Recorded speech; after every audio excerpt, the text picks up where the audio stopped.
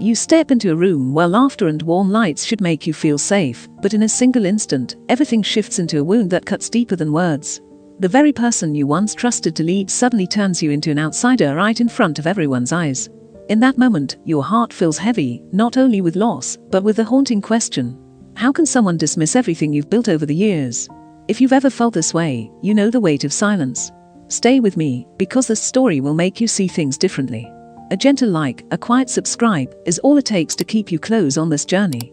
You never imagined that loyalty could become invisible. For years, you walked the same halls, turned the same keys, and kept the unseen machinery of the company alive. Every flicker of light in the conference rooms, every swipe of a badge at the glass doors, every quiet approval that kept projects moving forward, your hands were behind it all.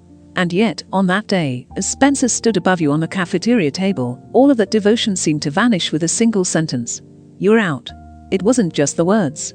It was the spectacle. The way his voice cut through chatter, freezing forks in midair. The way your name echoed against walls that had known your quiet footsteps for over a decade. The humiliation was designed to sting. It wasn't a conversation behind closed doors, not a respectful acknowledgement of transition. It was a dismissal staged as theater, for maximum effect.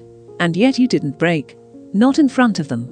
You slid a ring of keys from your bag, the same keys that had unlocked server closets, boiler rooms, and contracts buried in filing cabinets. You placed them in his hand as if you were handing over a drink to a rude customer at a bar. Calm, quiet, controlled. What no one realized in that moment was that those keys were more than metal, they were symbols of something deeper. They were history. They were leverage. They were your name woven into the very fabric of the company. When you stepped outside, the air felt different. It was heavier, tinged with disbelief. You walked past the reception desk, past the stunned interns who whispered questions you couldn't hear, past the motivational posters on the walls that had lost their meaning. The building you had carried for 11 years suddenly looked smaller, more fragile. You didn't cry. You didn't even feel anger yet. What you felt was silence. A silence so deep it sat inside your bones. At home, the weight of it all pressed down. You set the keys on the table and stared at them. They seemed ordinary, yet in them lived the story of every late night you stayed when systems failed, every early morning you arrived when audits threatened to shut everything down. They held the trust of a founder who had once believed in you, and the ignorance of a son who thought trust could be replaced with arrogance. And that was when clarity arrived. You didn't need to sabotage, didn't need revenge born of bitterness. All you needed to do was stop holding the fragile structure together. You had been the invisible spine, the one they forgot existed until it broke. Without you, the machine would speak for itself. But let's pause for a moment. Imagine this happened to you. Imagine being stripped of dignity in front of those who once depended on you. Would you crumble, or would you recognize the quiet power in simply stepping back? What would you do if your years of loyalty were erased with a smirk? That's the heart of this story. And if you're still listening now, it means you feel the weight of it too. Let's take this journey together. A simple gesture, a tap on subscribe, a press on like doesn't just help me share these stories. It keeps alive the reminder that voices like yours, like mine, deserve to be heard. The first cracks didn't take long to show. The morning after your departure, Spencer himself tried to swipe into the main building. The badge reader beeped in protest, refusing him entry. He tried again and again, pressing harder as though force could bend systems to his will. But systems don't obey ego. They obey protocols. The janitor passing by shrugged and said, "Maybe talk to Jessica." By 8:30, half the company stood stranded outside, confused and restless. Inside the Slack channels you still had access to, questions swirled like storm clouds. Does anyone know why the vendor portal is locked? Close quote, Jessica used to handle this, who is it now? Close quote, you sat at your kitchen table, sipping coffee, watching chaos bloom not because you had done anything, but because you had stopped. It's strange, isn't it? How silence can be louder than anger. How absence can carry more weight than presence. And as you watched, you realized something vital. Spencer thought he had removed an obstacle, but in truth, he had amputated the nervous system. You see, this wasn't just about being fired. It was about being underestimated. For years, they had mistaken your quiet diligence for insignificance. But the truth is, invisible labor often holds the greatest power. Let me ask you, have you ever been in a place where your work went unseen, where your effort was dismissed until the moment it disappeared? Does anyone else find this part both shocking and fascinating like I do? Day by day, the unraveling grew. Payroll failed, vendors demanded compliance sign-offs that no one else could provide, and an upcoming $200 million deal was suddenly frozen. Employees whispered, managers panicked, and yet Spencer kept spinning words about innovation and agility. Words don't fix systems. And without you, the systems refused to bend. Meanwhile, across town, you were sitting in a small diner, binder open, coffee cooling beside you. Calls began to arrive, not desperate, not hostile, but almost pleading. Vendors confused about new contacts, partners worried about compliance. You answered with honesty. I no longer hold that position. I cannot approve. I cannot sign. And with each truth, the company you had built your life around trembled a little more. In those moments, you felt something unexpected. Not triumph. Not satisfaction. But clarity. For the first time in years, you owed them nothing. And that freedom was louder than any speech you could have given in the cafeteria. Do you see where this is going? This is not just a story of loss, it's a story of recognition. Recognition that what others call invisible can be the very thing holding everything together. And recognition that silence, when chosen with intention, can become the sharpest weapon of all. Stay with me, because what comes next is even more revealing. And if you felt invisible before, you want to hear how this unfolds. Go ahead and join this journey. Press subscribe, leave a like, not because I ask, but because together we can make sure stories like this are never left untold. And tell me, which part of this story would you share with a friend right away? The days that followed were not just chaotic, they were unraveling threads of a tapestry no one but you had been holding together. The morning badge failures had been only the beginning. Soon, finance found themselves locked in loops they couldn't escape. Payroll didn't stall because there wasn't money, it stalled because the routing systems required your second-tier verification. Without it, funds circled endlessly, like water in a drain that never found its way out. Desperation grew, voices rose, and the name whispered in every corner was yours. Jessica used to handle this. And then came the vendors.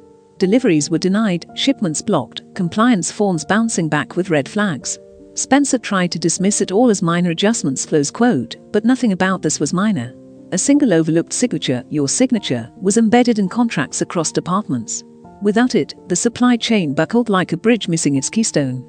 Spencer, eager to show confidence, fired off curt replies to vendors, insisting the company no longer needed custodians.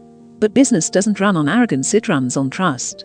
And the trust that had carried them was slipping away, one denied order at a time.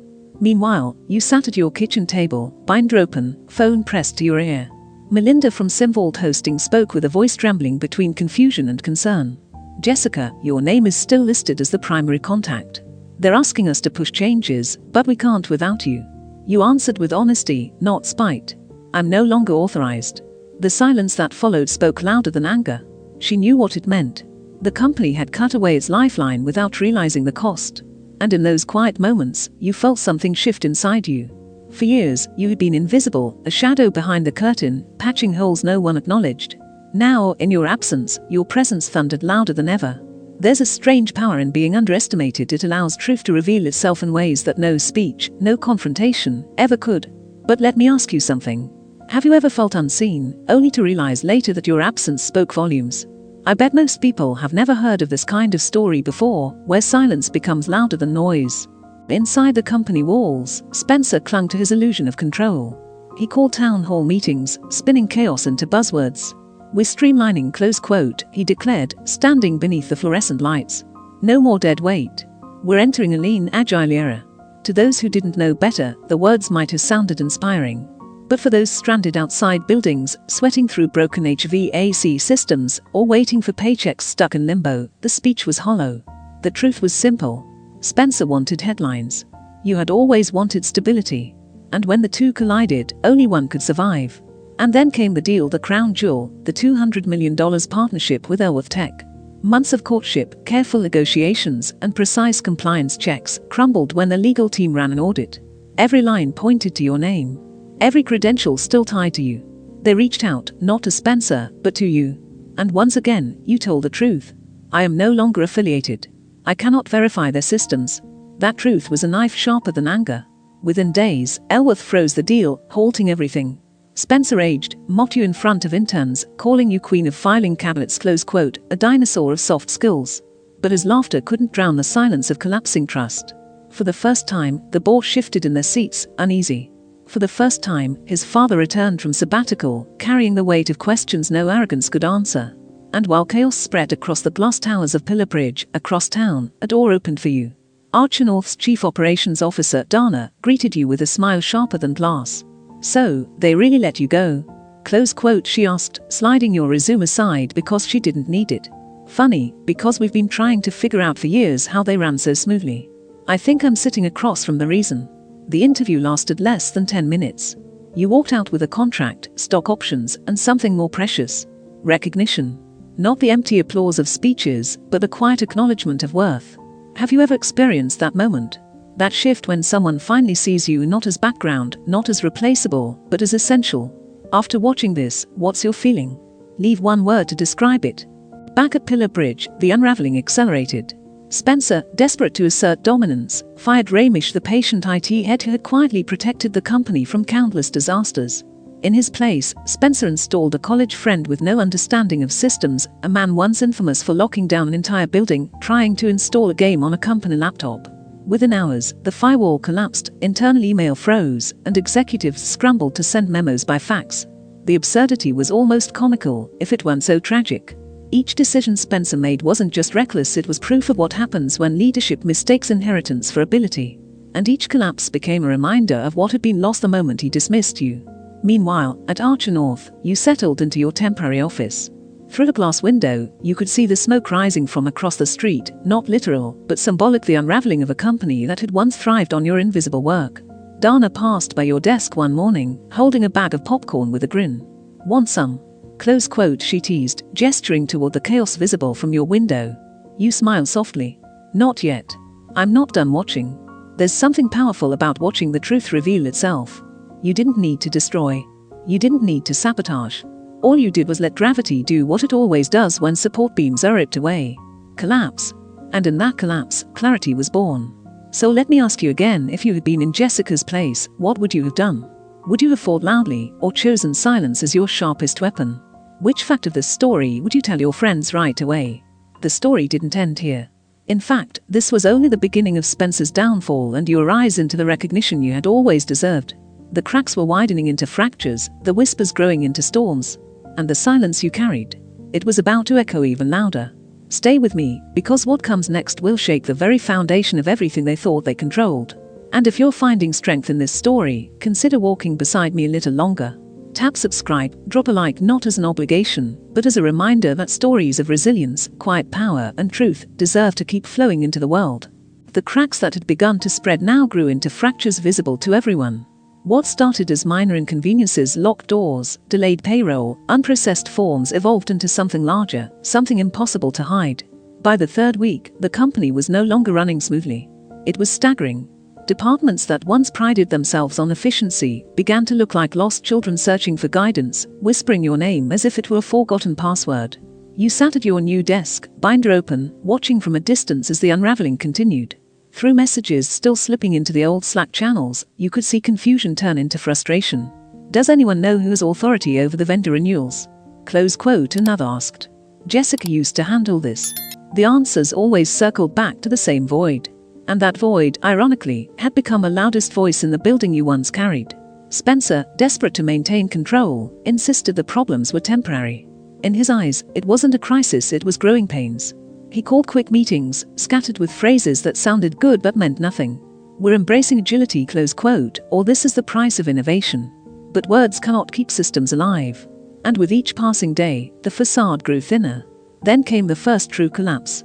A compliance committee meeting, the kind of dull ritual Spencer had considered cancelling altogether, turned into a revelation. Outside, whispers reached you about the deal with Elworth Tech, the one everyone believed would shape the future. The compliance officer had run the usual checks, and every road pointed back to you. Every password, every signature, every framework carried your authority. When they contacted you, you didn't bend the truth. You told them plainly, I am no longer affiliated, and I cannot verify the state of their systems. The effect was immediate. Elworth froze the deal. To them, it wasn't just a delay, it was a red flag that screamed instability. Spencer tried to mask the disaster by mocking you in public, telling employees you were nothing more than a relic of old systems. He stood in front of interns, smirking, calling you the queen of filing cabinets. But behind those words was a man crumbling, unable to explain why a multi-million-dollar partnership had evaporated. And you, across town, sipped coffee at your new desk, quietly reviewing contracts with other companies. Some of them were former clients of Pillar Bridge, now hesitant to remain tethered to chaos. They wanted reliability, and they knew you provided it. Without even lifting a hand in revenge, you were building something stronger, more enduring, than the empire that had cast you out. Inside Pillar Bridge, the unraveling only grew. Spencer's decisions, once arrogant, now bordered on reckless. When systems failed, he blamed old frameworks. When vendors complained, he dismissed them as outdated partners.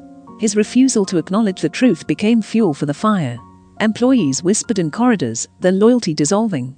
Many began sending resumes to competitors, some even to you. And yet, you carried no bitterness. What unfolded wasn't your doing, it was the weight of truth pressing down. For the first time in years, you were free from carrying the responsibility that no one else had recognized. And in that freedom, you found clarity. Have you ever felt it? That strange release when you finally stop holding a burden that was never fully yours to bear. If you had the chance to step away from such a weight, would you do it?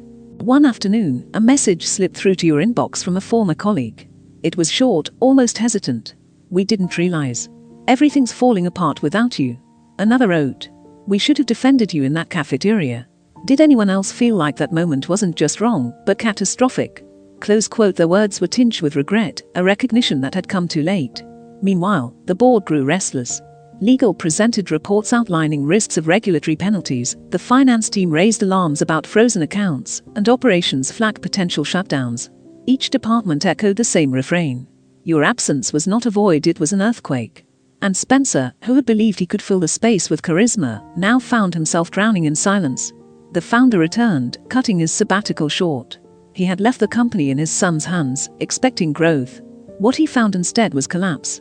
His presence in the boardroom was like a storm cloud rolling in, silent but suffocating. For the first time, Spencer's voice faltered. He stammered, tried to deflect, but even he knew the truth was now undeniable. And you, watching from across the street, understood something deeper. Revenge wasn't about tearing something down. It was about letting others see what had been invisible all along. The strength of your work, the precision of your systems, the trust you had carried, it was all there, written into the very walls of Pillar Bridge. By firing you without care, they hadn't removed an obstacle. They had removed the foundation. Let me ask you, what would you have done in that moment? If someone dismissed years of your life with a careless gesture, would you have fought to stay, or would you have allowed silence to reveal the truth? Fact number 12 is totally mind-blowing. Don't you think the same applies here, when silence turns into the most powerful statement? The days that followed sealed the company's fate. Contracts were stalled, clients questioned their trust, and employees whispered of leaving. Spencer's once confident stride now looked more like a stumble, his shoulders heavy with the weight of mistakes he could no longer deny. He wasn't the visionary he claimed to be, he was a boy who had mistaken inheritance for wisdom. And across town, you sat in your small but growing office, signing new clients, your name finally recognized for what it had always been. Not invisible, not replaceable, but essential. The story was no longer about loss. It was about revelation.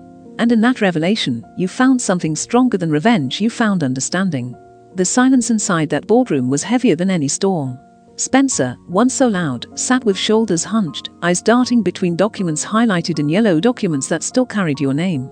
The founder, his father, leaned back in his chair, the weight of betrayal pressed deep into his face. He had trusted his son with a legacy, but arrogance had turned it into liability. Each page the legal team flipped was another nail in the coffin. Compliance filings, vendor contracts, insurance clauses, all anchored by Jessica Sharp, all left unresolved. The truth was undeniable. They hadn't just fired an employee. They had cut away the very backbone of their operations. And worse, they had tried to erase you without understanding what you had built. Spencer tried to speak, muttering excuses about outdated frameworks and modern restructuring. But words couldn't cover the cracks spreading beneath their feet. The CFO snapped the silence with a folder so thick it looked like evidence in a trial. "We may be in breach of 11 contracts," close quote, she said, her voice sharp as glass. "And Elworth has already walked away." The founder's eyes narrowed, filled with disbelief and anger. "You fired her and didn't replace her." Close quote. His voice was quiet, but it carried more force than Spencer's shouts ever had. The answer was obvious. Spencer had chased power, not responsibility. And now the cost was staring them all in the face. The next morning, the inevitable happened. Elworth Tech's official notice arrived. Termination of negotiations, effective immediately. No drama, no drawn-out fight, just a clean cut. A $200 million future dissolved into thin air. Spencer read the email 3 times, his lips moving but no sound escaping. For the first time, he looked less like a leader and more like a boy who had wandered into a battlefield he didn't understand. Across the street, in a modest new office, you placed a simple sign on frosted glass. Sharp Advisory Group. No confetti, no grand announcement. Just quiet, clean beginnings. Clients reached out almost immediately. 2 of them, ironically, were once on Spencer's future partner list. They didn't want flash. They wanted stability. And they knew you delivered that in silence. Have you ever seen someone lose everything not because they were attacked, but because they underestimated the quiet strength holding them together? Which part of this story would you replay in your mind 3 times just to believe it really happened? Inside Pillar Bridge, panic became routine. Meetings blurred into accusations, vendors demanded reassurances, and employees began updating resumes quietly on their lunch breaks. Spencer, once so smug in his blue suit, now walked the halls like a ghost, muttering about innovation, while the foundations crumbled beneath him. His friends, those he had promoted without thought, slipped away one by one. Even Bryce, the ill-prepared IT head, quietly updated his LinkedIn to open to work. And yet, amidst the collapse, you felt no glee. There was no need for revenge. What unfolded was never about destruction, it was about truth. You had carried proof of your worth for 11 years. They had dismissed it as invisible. Now, invisibility itself had become their undoing. It wasn't long before whispers reached you from inside the glass tower. HR messages slipped through the cracks, employees confiding in you, some even apologizing. One low tread. We finally understand what you meant. Without you, none of this works. Another wrote. I replay that cafeteria moment in my head, thinking maybe we should have stood up. Did anyone else feel the same? Close quote. And maybe that's the most striking part of all. When silence speaks, it doesn't just reveal systems, it reveals people. Their loyalty, their blindness, their regrets. The final act came in a meeting no one dared to announce publicly. Phones left outside, blinds drawn tight. The board gathered, the founder at the head, Spencer far from the center this time. Legal laid it bare. You didn't fire an employee. You dissolved your root access. Each clause revealed how deeply your name was tied. Federal compliance, infrastructure leases, vendor verification, tax documentation, even a building lease itself. And then came the cruelest twist. Those physical keys Spencer had mocked in the cafeteria were not simple keyrings. They were hardware tokens, encrypted and bound to your biometrics. When he took them, thinking he had stripped you of power, he had unknowingly triggered systems to shut down in fail-safe mode. The irony was devastating. His own arrogance had locked him out. The founder's voice broke through, weary and bitter. Do you understand what you've done? Close quote. Spencer opened his mouth, but no words came. For the first time, silence was his only language. Across town, you leaned back in your chair, reviewing new contracts. The morning sun spilled through the window, warming the small office that already felt more alive than the vast empire you had left. Your phone buzzed messages from vendors, clients, even former colleagues who wanted to step away from chaos and into stability. The choice was clear. The world wanted not spectacle, but trust. And as you looked across the street toward Pillar Bridge's headquarters, you didn't feel anger, or even triumph. You felt clarity. The kind of clarity that only comes when the invisible becomes visible, when the quiet proves itself louder than all the noise. Let me ask you something. Have you ever carried proof of your worth, only to watch others dismiss it, until the day they finally saw? If you could experience only one moment of this story yourself, which would it be? The last image you kept in your mind was simple. Spencer stepping out of that boardroom, alone, eyes hollow, suit wrinkled, the weight of realization crushing him. He wasn't the protagonist he thought he was. He was a boy who had mistaken inheritance for leadership. And he finally understood too late that the crown he stole was lined with thorns. You, on the other hand, walked forward without fanfare. You returned obsolete tokens at reception, smiled faintly, and left without looking back. Because the goal was never revenge. The goal was understanding.